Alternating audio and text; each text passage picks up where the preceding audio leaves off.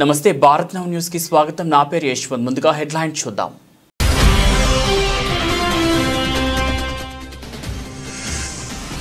వైద్య చికిత్సకు ఫేసేజ్ సెల్ఫీతో ఆరోగ్య స్థితిని చెప్తున్న ఏఐ టూల్.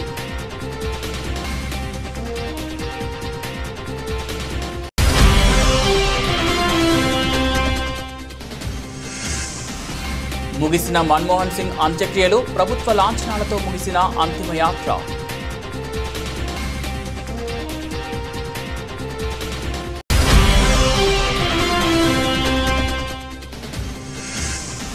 ఫార్ములా ఈ కార్ రేస్ కేసులో కేటీఆర్ కు బిగ్ షాక్. విచారణకు రావాలంటూ ఈడీ నోటీసులు.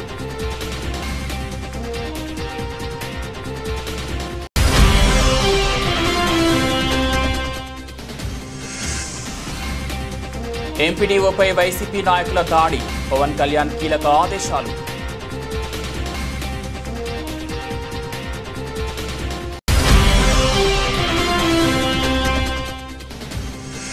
Nitish Reddy super century, test కెరియర్లో తొలి శతకం సాధించిన తెలుగు కుర్రాడు.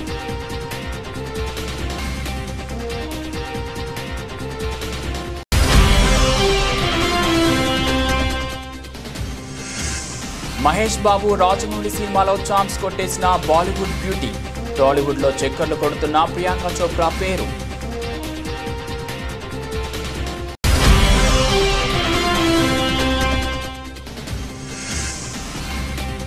రోజు రోజుకు పడిపోతున్న రూపాయి విలువ, విడిసికొడుతున్న ప్రయత్నాలు.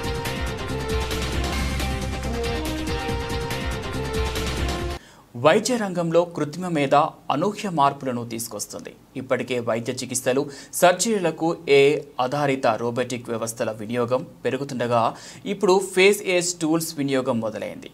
ఏఐ ద్వారా పనిచేసే ఈ ఫేస్ ఏజ్ టూల్స్ ఒక సెల్ఫీతో మనిషి ఆరోగ్యాన్ని అంచనా వేస్తుంది.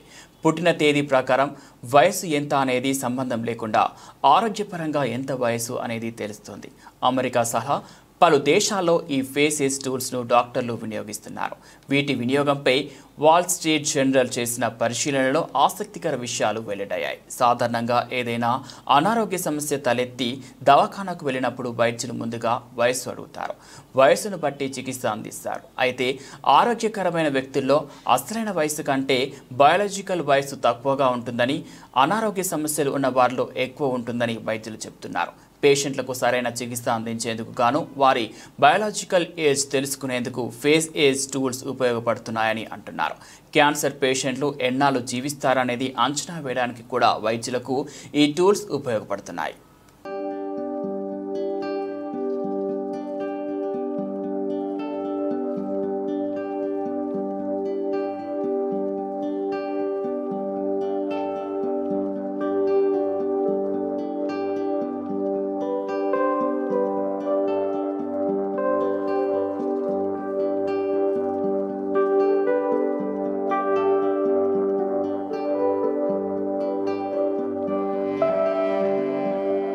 మాజీ ప్రధాని మన్మోహన్ సింగ్ అంతిమ యాత్ర ముగిసింది. ఢిల్లీలోని ఏఐసిసి ప్రధాన కార్యాలయం నుంచి మొదలైన యాత్రలో పెద్ద సంఖ్యలో జనం పాల్గొన్నారు.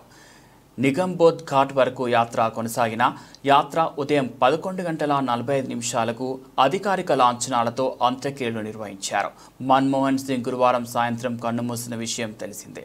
శుక్రవారం ఆయన నివాసంలో మాజీ ప్రధానికి పలువురు రాజకీయ ప్రముఖులు నివాళులర్పించారు. ఇక ఇవాళ ఉదయం ఏఐసిసి ప్రధాన కార్యాలయానికి మన్మోహన్ భౌతిక కాయాన్ని తీసుకొచ్చారు. పార్టీ నేతలు, కార్యకర్తలు అక్కడ నివాళులర్పించారు. ఈ సందర్భంగా కాంగ్రెస్ అధ్యక్షుడు ఖర్గే, సోనియా గాంధీ, రాహుల్ గాంధీ సహా పలువురు నేతలు మన్మోహన్ పార్థివ దేహం వద్ద అంజలి ఘటించారు. याद करते हुए उनकी बेटी ने कहा कि उनका सेंस ऑफ ह्यूमर, अगर फैमिली की बात की जाए तो बहुत उत्कृष्ट था और हम तीनों बेटियों को वो निकनेम से बुलाते थे और किसी भी अगर हम फैमिली गेट टुगेदर की बात करें तो मनमोहन सिंह हमेशा सेंस ऑफ ह्यूमर के लिए अपने फैमिली में भी जाने जाते थे. आप देख सकते हैं राहुल गांधी, नेता प्रतिपक्ष, भावपूर्ण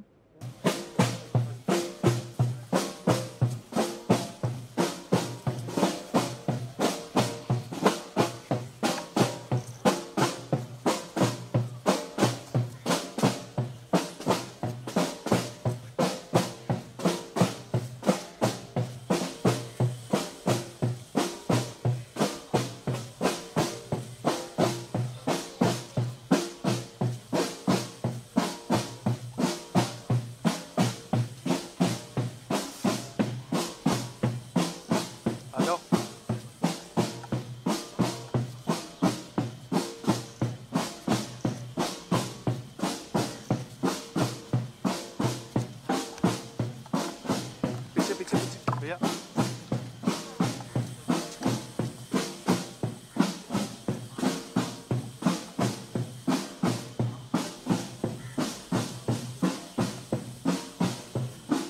आते रहिए आते रहिए आते रहिए आते रहिए आशीष भैया थोड़ा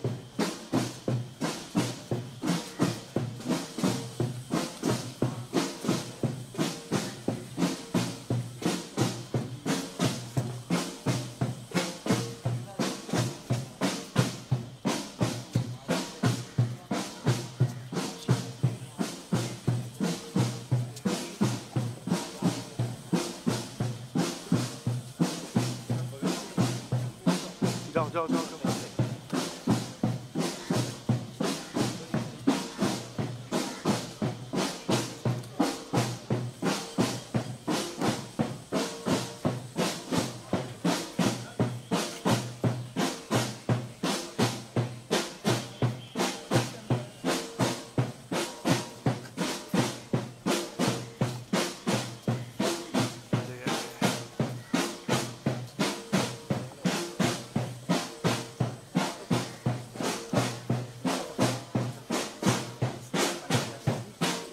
हम लोग साइड से हैं ना రాష్ట్రంలో తీవ్ర రాజకీయ ప్రకంపనలు సృష్టించిన ఫార్ములా ఈ కార్ రేస్ వ్యవహారంలో బీఆర్ఎస్ వర్కింగ్ ప్రెసిడెంట్ కేటీఆర్కు షాక్ తగిలింది. కేటీఆర్కు ఈడీ నోటీసులు ఇచ్చింది. జనవరి 7న విచారణకు హాజరు కావాలని నోటీసుల్లో పేర్కొంది. అదేవిధంగా ఈ కేసులో నిందితుడిగా ఉన్న సీనియర్ ఏఐఎస్ అధికారి రవీందర్ కుమార్, హెచ్ఎండిఏ మాజీ చీఫ్ ఇంజనీర్ బిఎల్ఎన్ రెడ్డికి కూడా ఈడీ అధికారులు నోటీసులు ఇచ్చారు. వీరిని జనవరి 2, 3 తేదీల్లో విచారణకు హాజరు కావాలని ఈడీ నోటీసుల్లో పేర్కొంది. ఫార్ములా ఈ కార్ రేసింగ్ కేసులో ఏసీబీ ఎఫ్ఐఆర్ ఆధారంగా పీఎంఎల్ఏ కింద ఈడీ విచారణ చేస్తోంది. ఈ వ్యవహారంలో ఫేమా నిబంధనల ఉల్లంఘనలు జరిగినట్లు ఈడీ నిర్ధారణకు వచ్చింది. ఎఫ్ఈఓకు 55 కోట్ల నగదు బదిలీ, ఆర్థికపరమైన అవకతవకలు జరిగినట్లు ఈడీ అనుమానిస్తోంది. ఈ నేపథ్యంలో మాజీ మంత్రి కేటీఆర్కు ఈడీ నోటీసులు పంపించినట్లు తెలుస్తోంది. ఫార్ములా ఈ కార్ రేస్ కేసులో ఈడీ అధికారులు దూకుడు పెంచారు. ఇప్పటికే ఏసీబీ అధికారులు నమోదు చేసిన కేసు ఆధారంగా ఈడీ అధికారులు ECIR enforcement case information report కింద కేసు నమోదు చేశారు. ఈ క్రమంలో తాజాగా జనవరి 7న విచారణకు రావాలని కేటీఆర్కు ఈడీ నోటీసులు ఇచ్చింది. అదేవిధంగా జనవరి 2న విచారణకు హాజరు కావాలని, అరవింద్ కుమార్కు జనవరి 3న రావాలని బిఎల్ఎన్ రెడ్డిలకు ఈడీ అధికారులు నోటీసులు ఇచ్చారు. ఏసీబీ అధికారులు ఇప్పటికే పలు సెక్షన్ల కింద కేటీఆర్, అరవింద్ కుమార్, బిఎల్ఎన్ రెడ్డిపై కేసు నమోదు చేశారు. అయితే కేటీఆర్ తెలంగాణ హైకోర్టును ఆశ్రయించారు. తనపై ఏసీబీ నమోదు చేసిన కేసులను కొట్టివేయాలని కోరుతూ ఈ నెల 21న కేటీఆర్ హైకోర్టులో క్యాష్ పిటిషన్ దాఖలు చేశారు. ఈ పిటిషన్పై విచారణ చేపట్టిన ధర్మాసనం కేటీఆర్ను ఈ నెల 30 వరకు అరెస్ట్ చేయకూడదని ఆదేశాలు జారీ చేసింది. తదుపరి విచారణ 31వ తేదీకి వాయిదా వేసింది.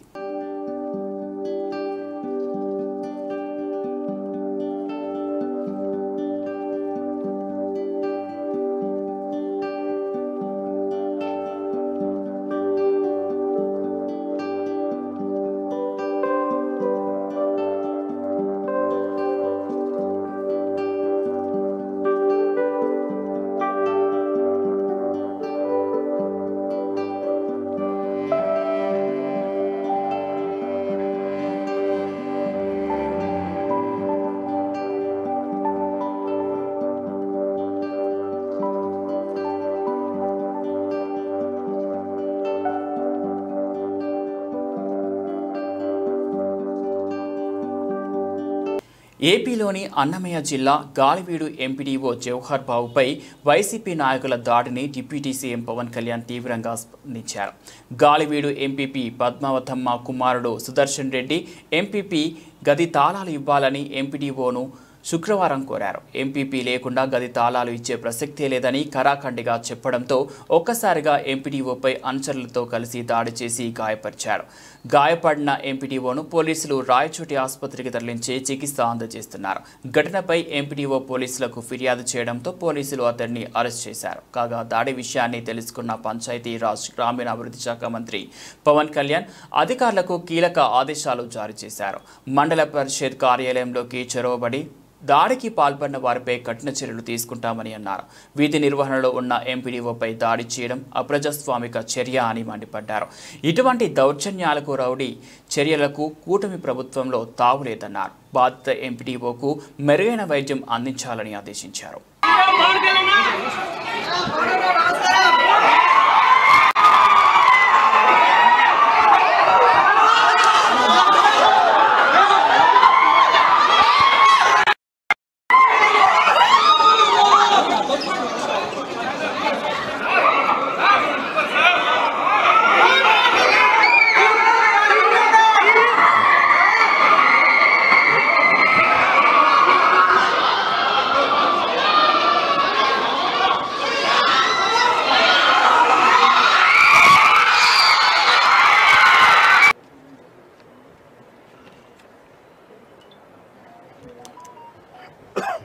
నేను మీకు భయపడగలమ్మా ఫస్ట్ ఎందుకంటే కదా మీకు ఆ ధైర్యం ఇవ్వడానికి లేదు మేము మాట్లాడుతాం, మేము చూసుకుంటాం. ధైర్యం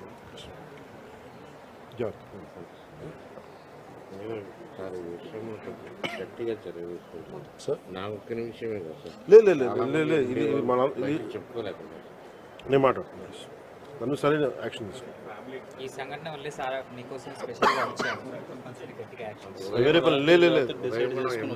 చాలా మంది వచ్చి మామూలుగా ప్రెస్ స్టేట్మెంట్కో దేనికో రావాలా మీకు నేను అది మీకు అండగా ఉండటానికి వచ్చాను.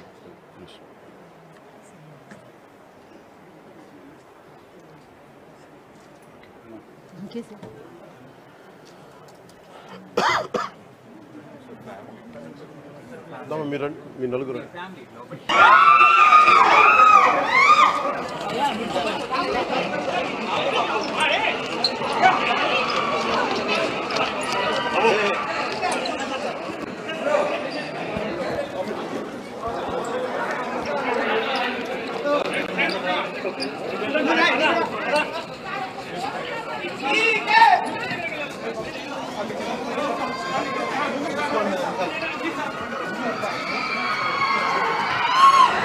ఆదిలాబాద్ జిల్లా కేంద్రంలో స్థానిక కలెక్టరేట్ ఎదుట సమగ్ర శిక్ష ఉద్యోగులు గత 18 రోజులుగా చేపడుతున్న నిరవధిక సమ్మె దీక్షాస్థలికి చేరుకొని సంఘీభావం ఉపాధ్యాయ ఎమ్మెల్సీ అభ్యర్థి పోలు సత్యనారాయణ తెలిపారు.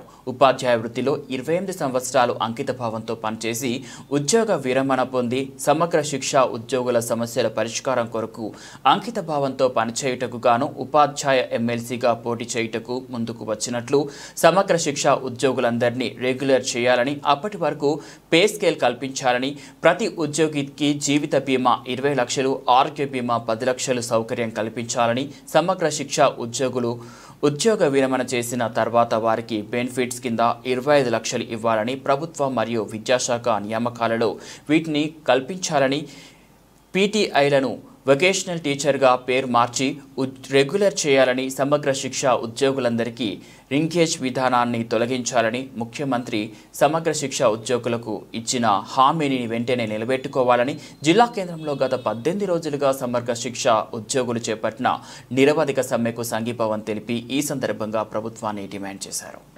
ఎందుకంటే నా ఇష్ట ప్రకారంగా టీచర్ ఎమ్మెల్సీకి పోటీ చేయాలని రాలేదు.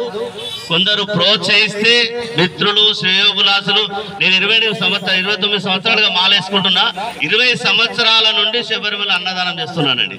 అక్కడ డోనార్ నేను, ఒక రూమ్ ఉంటుంది. మన తెలంగాణ నుండి అన్నదానం చేస్తున్నట్టే అక్కడికి తెలంగాణ వాళ్ళు, ఆంధ్రప్రదేశ్, తమిళనాడు, కర్ణాటక బాగా గెలిపిస్తారా లేదా? ఎందుకంటే కార్పొరేట్ వాళ్ళు వస్తున్నారు, ప్రైవేట్ స్కూల్ వాళ్ళు వస్తున్నారు, ఢిల్లీ పబ్లిక్ స్కూల్ వాళ్ళు వస్తున్నారు. వాళ్ళు వచ్చినట్టయితే మన సమస్యలు తీరుతాయా? వాళ్ళు ఎందుకు మన టైం ఇస్తారా? ఇప్పుడు మనకి ఎమ్మెల్సీ ఉన్నాడా? టీచర్ ఎమ్మెల్సీ ఉన్నాడా? ఇప్పుడు ఇంకా టైం అయిపోలే. మార్చి 29న టైం అయిపోతుంది. ఆ లోపల గవర్నమెంట్ ఎలక్షన్ పెడుతుంది. ఆ టీచర్ ఎమ్మెల్సీ వచ్చి మనకు మద్దతు ప్రకటించి మనం ఓట్లు వేయలేదు. ఆయన వేసినమా వేయలేదా? కేజీబీ వాళ్ళు ఎంతమంది ఉన్నారండి ఇలా? ఆదాయ లోపల జీవో ఇస్తా అని ఇచ్చాడా? ఇప్పుడు ఆయన ఇచ్చింది కాబట్టి, ఆయన చెప్పింది కాబట్టి అడుగుతున్నారు. మన కేసీఆర్ ఉన్నప్పుడు మనం ఉద్యోగం ఈ విధంగా చేసినామా? బీఆర్ఎస్ గవర్నమెంట్ ఉన్నప్పుడు చేసినామా? ఎందుకంటే ఆయన ఇయ్యడానికి విడిచిపెట్టినాం. ఈయన ఎందుకంటే ఈయన చెప్పాడు, తర్వాత వరంగల్ సభలో హామీ ఇచ్చాడు, మా గవర్నమెంట్ అయితే 100% చేస్తా అన్నాడు కాబట్టి అడుగుతున్నాం. ఖచ్చితంగా ఇదే విధంగా ఉండాలి. మీకు 100% ఇంకొకటి సందర్భంగా చెప్తున్నా, నేను నా పత్రం అనేది మీదే. నేను ప్రప్రథమంగా గెలిచిన తర్వాత 100% ఇదే విధంగా ఉండాలని కోరుతున్నా. ఇప్పుడు వాళ్ళు అటు పంపించినట్టయితే ఏమవుతుంది? ఇప్పుడు ఆల్రెడీ కేజీబీలో పరిస్థితి 18 రోజులుగా ప్రాబ్లం అయిందా లేదు? అయితే పిల్లలు తర్వాత ఇప్పుడు వాళ్ళని అటు డిప్యుటేషన్ పంపిస్తే ఏమైతుంది? ఈ స్కూల్ కూడా ప్రాబ్లం అవుతుంది. అంటే విద్యా వ్యవస్థ అనేది తుంగలో తొక్కే ఆలోచన కొద్దీ తయారవుతుంది. కాబట్టి మీరు 100% ఇదే ఉద్యమం ఇదే విధంగా ఎలాంటి ఆలోచన లేకుండా పకడ్బందీగా అన్ని సంఘాలు మద్దతు 100% ఇచ్చినాయే లేదు ఇప్పటివరకు. అన్ని సంఘాలు వచ్చినాయి. టీచర్ ఉపాధ్యాయులు 50%.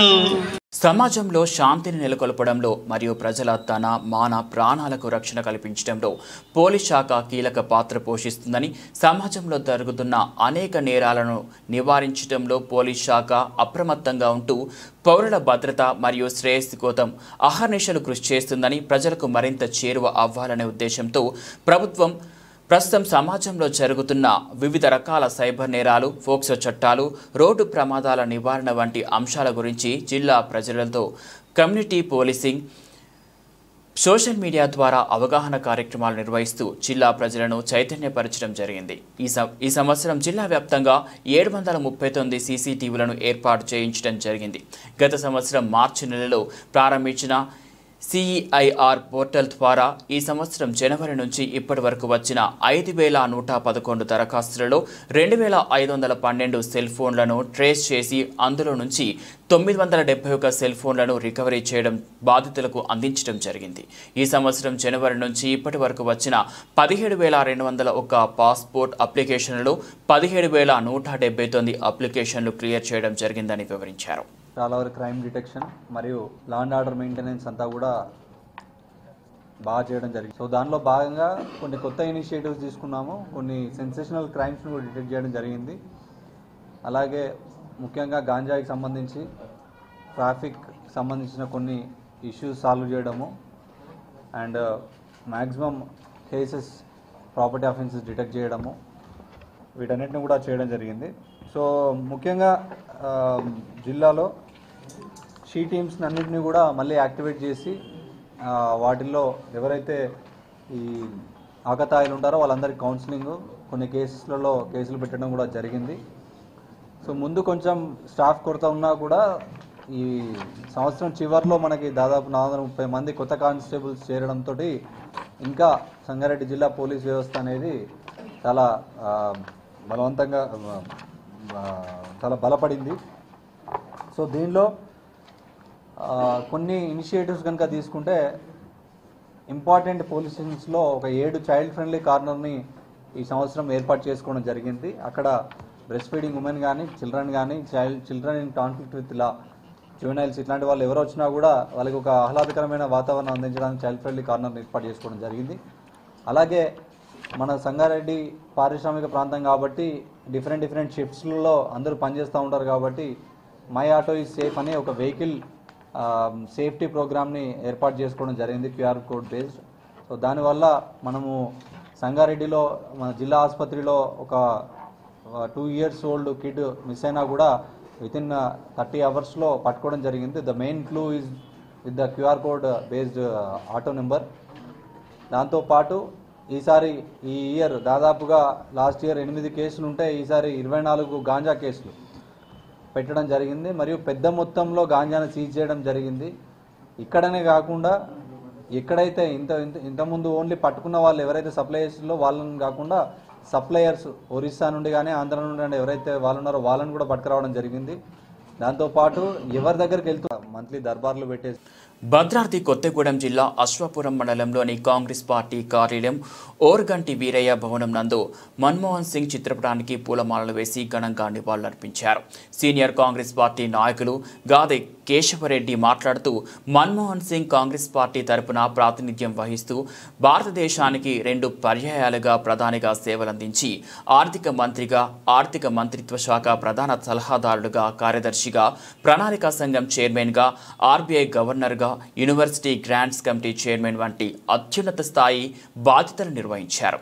దేశానికి గొప్ప ఆర్థిక సంస్కరణలను సేవలందించి దివికెగిన మహనీయుడని, పవిత్రాత్మకు శాంతి చేకూరాలని అశ్వాపురం మండలం కాంగ్రెస్ పార్టీ కార్యాలయంలో ఆయన మృతి పట్ల మౌనం పాటించి ఘన నివాళులర్పించారు. ఈ కార్యక్రమంలో కాంగ్రెస్ పార్టీ సీనియర్ నాయకులు గాదె కేశవరెడ్డి, ఓరగంటి రమేష్ బాబు, తూము రాఘవులు, Avula Ravi, Matta Veerabhadra Reddy, youth Congress vice president Gollapalli Naresh Kumar, Vemula Vijay, Kilari Seshagiri, Mekala Anjibabu, కోరాస Krishna, గడల చలపతిరావు, రావులపల్లి నరసింహారావు, మురికిపూడి వెంకటేశ్వర్లు తదితరులు పాల్గొన్నారు. ఈరోజు డాక్టర్ మన్మోహన్ సింగ్ గారు మరణించడం భారతదేశానికి చాలా లోటు. మరి ఆయన గారు ఈ భారతదేశంలో ఆర్థికంగా మరీ కష్టాల్లో ఉన్నప్పుడు భారతదేశం ఆర్థిక మంత్రిగా పివి నరసింహారావు గారితో పాటు అనేక సంస్కరణలు తీసుకొచ్చి భారతదేశాన్ని ఆర్థికంగా గట్టెక్కించినటువంటి ఘనత ఎవరు అవునన్నా కాదన్నా శత్రువు కూడా అవతల పార్టీ కూడా ఒప్పుకోవాల్సిందే. మరి ఆయన గారికి దక్కుతుంది. అదేవిధంగా 2004 నుంచి 2010 వరకు ప్రధానమంత్రి కూడా అనేక సంస్కరణలతోటి అంతకుముందు 3-4% ఉన్నటువంటి జీడీపీని 7.8% తీసుకెళ్లి దేశ ఆర్థిక స్థితిని మరింత మెరుగుపరిచినటువంటి ఘనత మన్మోహన్ సింగ్ గారిది. అంతకుముందు గవర్నర్గా ఆర్బీఐగా గవర్నర్గా చేయడం కానివ్వండి, మరి సెక్రటరీగా చేయడం కానివ్వండి, ఫైనాన్షియల్ సలహాదారుగా చేయడం, అనేక సంఘటనలు ఆయన సేవల్ని ఈ భారతదేశం ఉపయోగించుకుంది. భారతదేశం కన్నా గొప్ప బిడ్డల్లో ప్రధానమంత్రిగా చేసినటువంటి మన్మోహన్ సింగ్ గారు కూడా ఒకరని చెప్పొచ్చు. మరి అటువంటి వ్యక్తి ఈనాడు మన మధ్య లేకపోవటం మరి బాధాకరం. అయినప్పటికీ వారికి 92 సంవత్సరాలుగా మరి సుదీర్ఘ కాలం పాటు జీవించి భారతదేశానికి. మెల్బోర్న్లో తెలుగు కుర్రాడు నితీష్ రెడ్డి అద్భుతం సృష్టించారు. 8వ స్థానంలో బ్యాటింగ్కు వచ్చి కష్టాల్లో ఉన్న జట్టును ఆదుకున్నారు. సీనియర్లంతా నిరాశపరిచిన ఆసీస్ బౌలర్లను ఆడుకున్నారు. ఒక 6, 9 4లతో సెంచరీతో కదం తొక్కాడు. ఆల్రౌండర్ జడేజా, సుందర్ సహకారంతో జట్టు స్కోర్ను 350 దాటించాడు. 99 రన్స్ వద్ద 4 కొట్టి టెస్టుల్లో ఘనంగా తొలి సెంచరీ నమోదు చేశారు. ఈ సందర్భంగా ప్రేక్షకుల్లో ఉన్న నితీష్ తండ్రి భావోద్వేగానికి లోనయ్యారు. కుమారుడి శతకం చూసిన ఆనందంతో కన్నీరు పెట్టుకున్నారు. 8వ స్థానంలో అత్యధిక పరుగులు చేసిన బ్యాట్స్మెన్గా నిలిచారు. ఇంతకుముందు అనిల్ కుంబ్లే ఈ ఘనత సాధించారు. ఇక వాషింగ్టన్ సుందర్ 50 పరుగులు చేసినా కాసేపటికే వెనుక తిరిగాడు. నితీష్తో కలిసి 8వ వికెట్కు 125 పరుగుల భాగస్వామ్యం నిర్మించాడు. నాథన్ లియాన్ బౌలింగ్లో స్లీవ్ క్యాచ్ ఇచ్చి 8వ వికెట్గా అవుట్ అయ్యారు. అయితే ఆ తర్వాత వచ్చిన బుమ్రా కూడా నిరాశపరిచారు. ప్రస్తుతం సిరాజ్ 2, నితీష్ 105 క్రీజులో ఉన్నారు. 9 వికెట్ల నష్టానికి 358 రన్స్ చేసింది. తొలి ఇన్నింగ్స్లో మరో 116 రన్స్ చేయాల్సి ఉంది.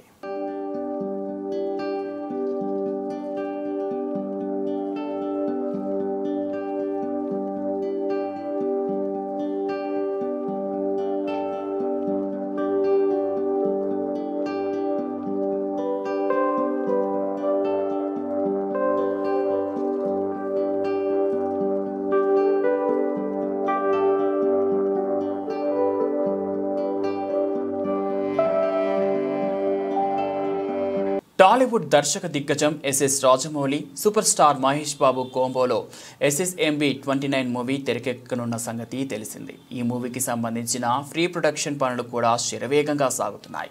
ఇక షూటింగ్ ప్రారంభం కావడమే ఆలస్యం. మూవీ లవర్స్ కూడా ఈ సినిమా కోసం ఎంతో ఆతృతగా ఎదురుచూస్తున్నారు.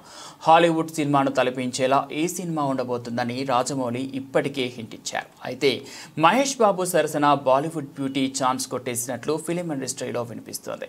ప్రియాంక చోప్రా ఈ మూవీలో నటిస్తున్నట్లు టాక్ వినిపిస్తోంది. ఈ ఏడాది ఏప్రిల్ తర్వాత SSMB 29 మూవీ షూటింగ్ ప్రారంభం కానున్నట్లు తెలుస్తోంది. ఇందుకు సంబంధించిన ఏర్పాట్లన్నీ కూడా పూర్తయినట్లు సమాచారం. హైదరాబాద్ రామోజీ ఫిలిం సిటీతో పాటు నగర శివార్లలో కొన్ని భారీ సెట్లను కూడా రూపొందించారు. తొలి షెడ్యూల్ వాటిలోనే జరుగుతుందట. తర్వాతి షెడ్యూల్ విదేశాలలో జరుగుతుందట. ఈ సినిమా అధికారిక ప్రకటనకు సంబంధించిన గ్లింప్స్ ఇప్పటికే సిద్ధమైందని, త్వరలో ఇతర నటీనటుల్ని కూడా పరిచయం చేసే అవకాశం ఉందని చిత్ర బృందం చెబుతుంది. ఆనవాయితీగా ప్రకారం త్వరలోనే ఓ ప్రెస్ మీట్ను కూడా రాజమౌళి పెట్టనున్నాడట. 1000 కోట్ల బడ్జెట్తో 2 భాగాలుగా ఈ సినిమాను నిర్మాత KL నారాయణ నిర్మిస్తున్నారు.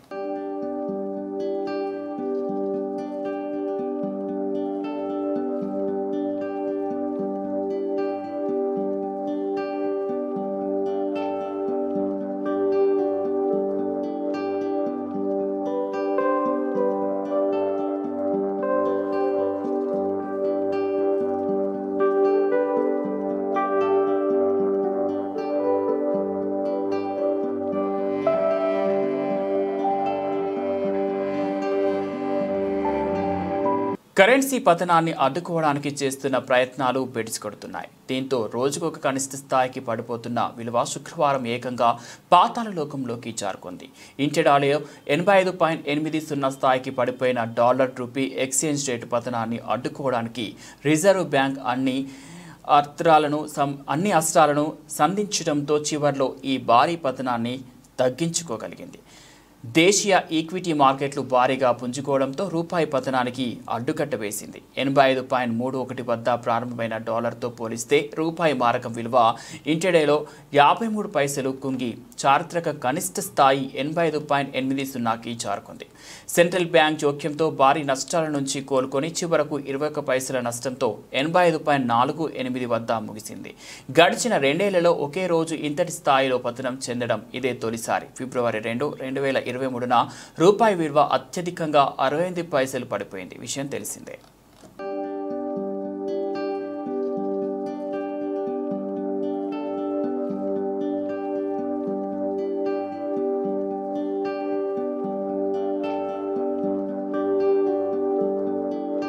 బులెటిన్ ముగించే ముందు హెడ్లైన్స్ మరోసారి.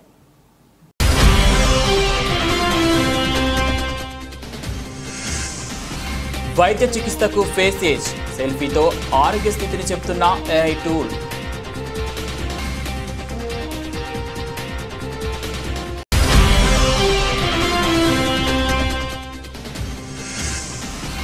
ముగిసిన మన్మోహన్ సింగ్ అంత్యక్రియలు, ప్రభుత్వ లాంఛనాలతో ముగిసిన అంతిమ యాత్ర.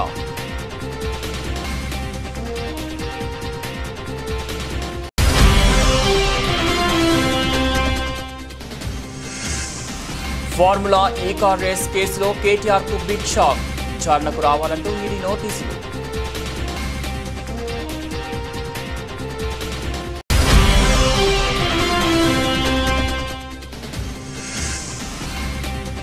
ఎంపీడీఓపై వైసీపీ నాయకుల దాడి, పవన్ కళ్యాణ్ కీలక ఆదేశాలు.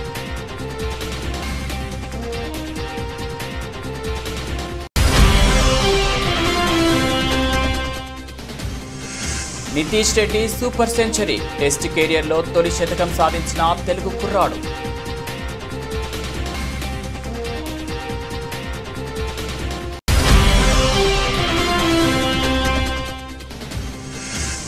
మహేష్ బాబు రాజమౌళి సినిమాలో ఛాన్స్ కొట్టేసిన బాలీవుడ్ బ్యూటీ, టాలీవుడ్లో చక్కర్లు కొడుతున్న ప్రియాంక చోప్రా పేరు.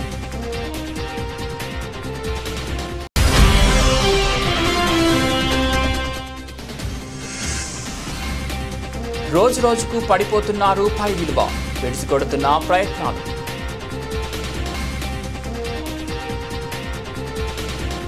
ఇవి బులెటిన్ అప్డేట్స్. మరో బులెటిన్లో మళ్ళీ కలుద్దాం.